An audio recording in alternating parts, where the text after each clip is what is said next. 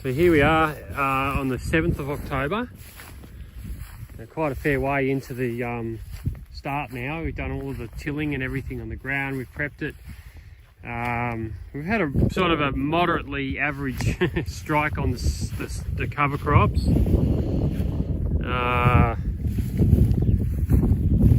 Just because we had a really dry, we didn't get a lot of rain after we sowed them, and then when it did rain, this is what we got. But it's still good enough for what we invested in it. But the main takeaway right now is the poor condition of the pasture and the grass. It's very poor. So as it stands now, it's not going to support a crop. It's not going to create enough biomass to cover the soil adequately to support a crop. So we have to feed it. It's late afternoon, overcast day. It's really just the perfect opportunity to put bioperts over the grasses on the Syntropic patch.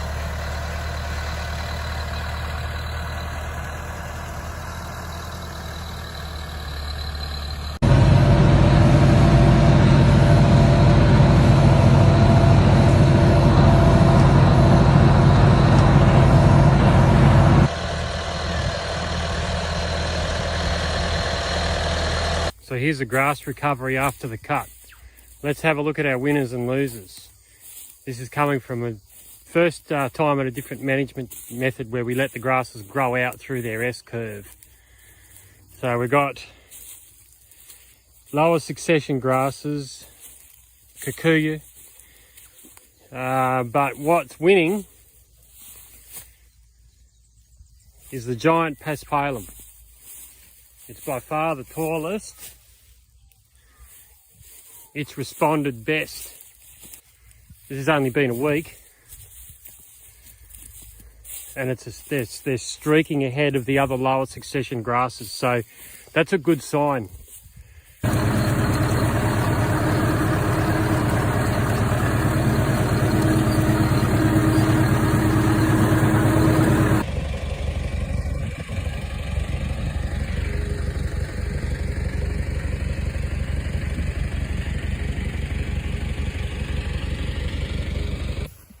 Hi everyone, this is the update on the mulch that I've just rolled up into lines without any ground prep.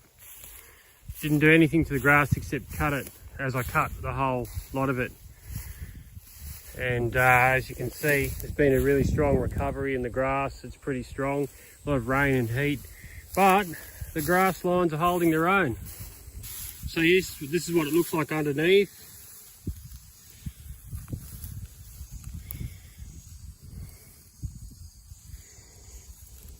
It's very wet, quite puggy, but that's just the nature of this paddock. But there's no grass there, nothing alive, no crowns that have survived. Some have poked through, but for the first time, that's pretty good. So the old C4 grass is a hard one to stop, but you use it against itself and it works. You use all that prolific biomass to pile it into windrows, and then it seems to keep out.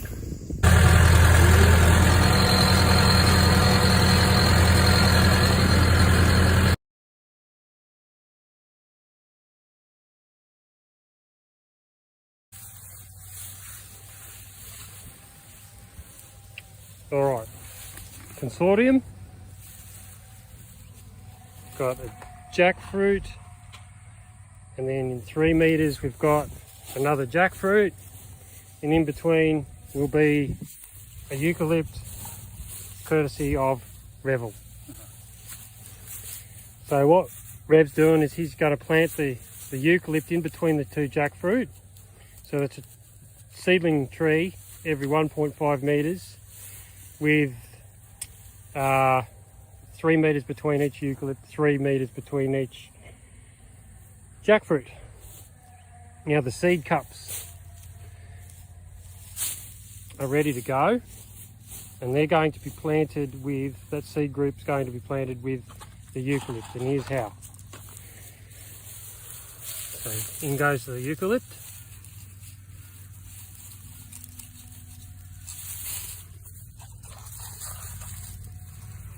And to the north side of the eucalypt, in a groove, goes the seed group, like that. And then there's the eucalypt. And then they can all germinate under the protection of the eucalypt. They're all covered up. And why they're to the north, the reason they're to the north is most of them are lower succession, so they're going to need the light. And that's it, it's really simple. It's just a simple matter of this. The consortium is high strata, jackfruit with a leading emergent nurse and a biomass producer, which is the eucalypt, and then the jackfruit. So the jackfruit are every 3 metres, and in about 4 or 5 years every second one will get cut out. And in between the eucalypt and the jackfruit on the south side, where we'll plant a small seed group, just a little seed bomb of coffee, white cedar and pigeon pea, which is a short life cycle high strata followed by a longer life cycle high strata, which is the pigeon pea is a short life cycle, and the white cedar is the long life cycle high strata, and they'll be complemented by a low strata, which is coffee. So it's a high-low with 2 highs separated by life cycle. To the south side of the uke, right here. Yeah, right here. And we'll fill in these gaps. That's what these seed bombs will do. They fill the gaps in. Yep. And also with each jackfruit is a castor oil seed and a Mexican fern tree seed. So the castor oil will be a canopy to protect the young jackfruit seedling. And then as that gets cut away, the Mexican fern tree will be a higher canopy to protect and nurse the jackfruit. So here it is after the second grass cut. Really nice, very solid lines of biomass, very big and deep. This has been applied. It's a second application to the rows that have already been biomass. So we're still 3 rows between each row that need filling in. So the next cut, I believe we will be able to do every second row. This one, you can see the bananas coming up. We just cut them back again when the grass needs to be cut, and mulch over the top of them, and they'll poke up through the mulch. That's no problem. And yeah, we got more biomass this cut. So just through management and a bit of application of this and that, it is getting better. But yeah, when we were planting in these today, many more worms and really good soil structure. So it's all working, it's all happening. So here's the patch where it's just grass used as a management and preparation tool, just managing grass instead of prepping the ground with rotary hoes and rippers. And here it is again. This is after the management. So it's looking pretty good. It's getting better. It's getting better and better now. So let's have a look. I've got to dig down a lot deeper now.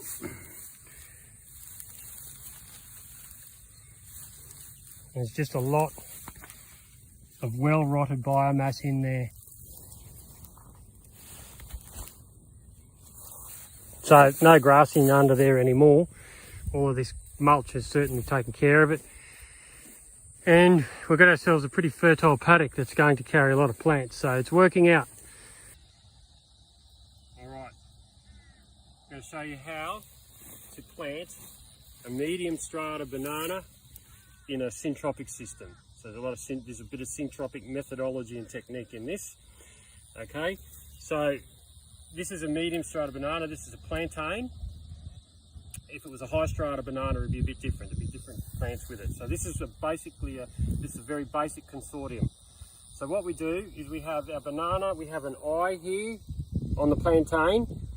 So what we're going to do first is we're going to put in some rock phosphate. And there's a little bit of Johnson Sioux compost in there too for inoculation. So what we do is we plant the banana 45 degrees like that, so this eye shoots and it grows around and up like that, and then the roots grow down here and it anchors the banana in really nice and deep, and it can throw more and more suckers from nice and deep down in the ground, and we're going to have a really good clump of bananas for many years. So down it goes like this, and then we fill it back up with dirt.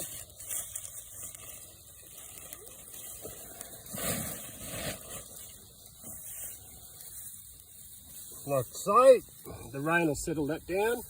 Now, here's the important bit. Here's where it's a consortium. Look at that big bugger. Plenty of these in here. Now, what we're going to do now is, first up, I'll show you here, is a eucalyptus.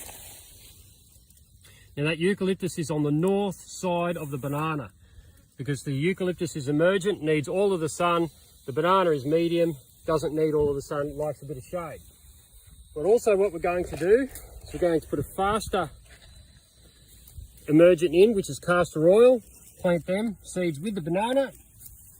The banana is going to be happy under the shade of the castor oil, especially coming into the cool months. The castor oil is going to protect it from any frost that might set or develop. And we're also going to put in Lucina, which is high strata, which will over position the banana, but that's okay, because the Lucina is tough. It's going to hang in there while the banana grows. The Lucina will be shaded, get weedy and leggy, fine, but what we'll do is when the banana's bunched, we cut out the banana, bang, the Lucina will grow like hell, and it'll fill in that space beautifully until the next banana comes. So we've got short life cycle emergent, which is the castor oil, longer life cycle emergent, which is the eucalypt, with a high strata space filler that over positions. Every 1.5 metres is a tree emergent, a seedling tree. Every 750 in between is a seed bomb. And so what the aim is to get a canopy over this as soon as possible with placenta 2 plants, mostly pigeon pea and castor oil, but there will be others. But what's really quite impressive is the speed of the Mexican fern tree, which is really moving along. You know, it's really just busting out of the ground.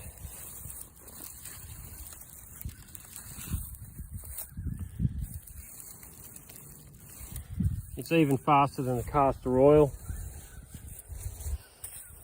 Lots of different trees germinating. There's so many of these leguminous species, I just can't keep track of them now. I didn't discriminate, and I put everything that I could in.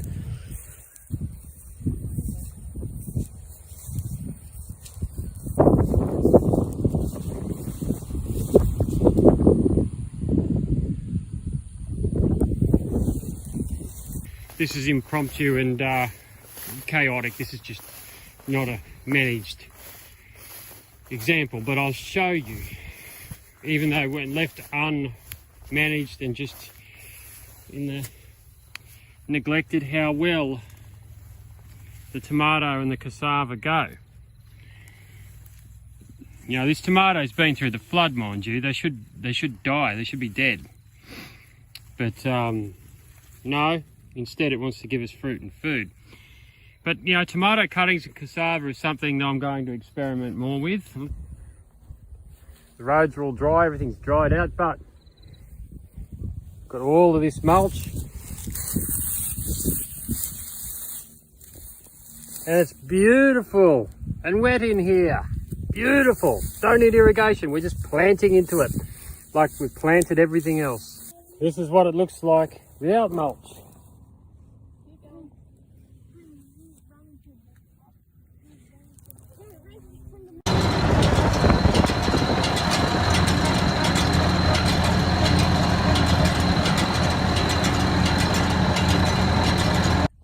So here's the nursery consortium for the jackfruit. Here's the jackfruit. It's really happy, it's healthy, it's beautiful, it's in its own natural nursery. There's a castor oil, which is an emergent and covering it up.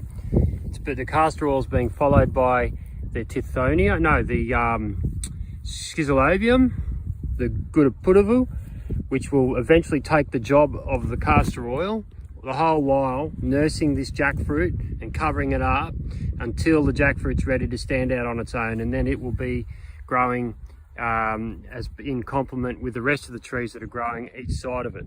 But that's how that little nursery consortium works for the jackfruit.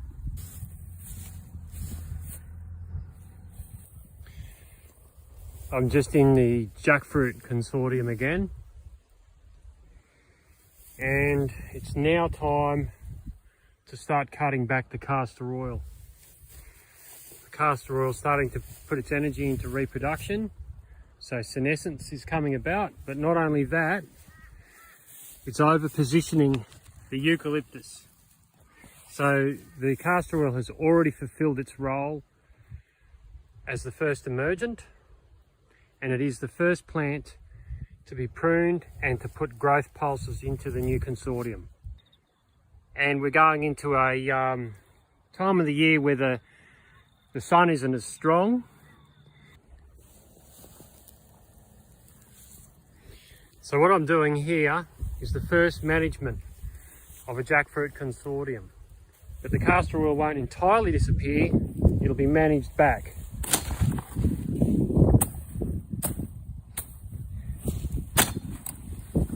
So that's all we need to do. And that'll send a growth pulse into the consortium. It'll release gibberellic acid. Now here we have a castor oil that doesn't need to be pruned just yet.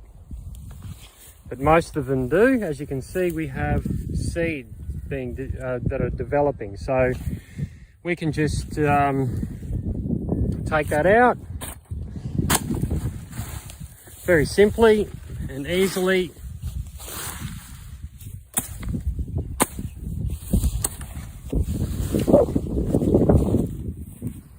So what will happen is the castor oil will flush again and go back into reproduction, and then we'll prune it again. It won't take long for that to happen because the castor oil has fulfilled its role and reproduction is its goal now.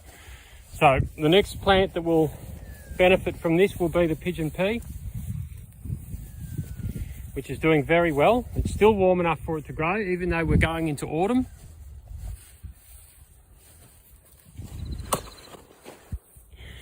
But yes, we'll prune the castor oil one more time before taking it out completely. And then this cycle continues through species succession, from castor oil to pigeon pea to cassia, through to eucalypt and to all of the other high succession species, all the way up until we go to full forest. So we manage species succession. That's how one fundamental part of syntropic agriculture. We manage species succession through the interface of a consortium.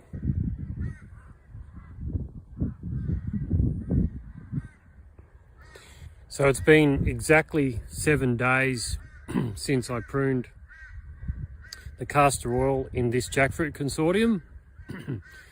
So I thought I would share the results, show you what happened. So there's clearly been a response, a growth pulse.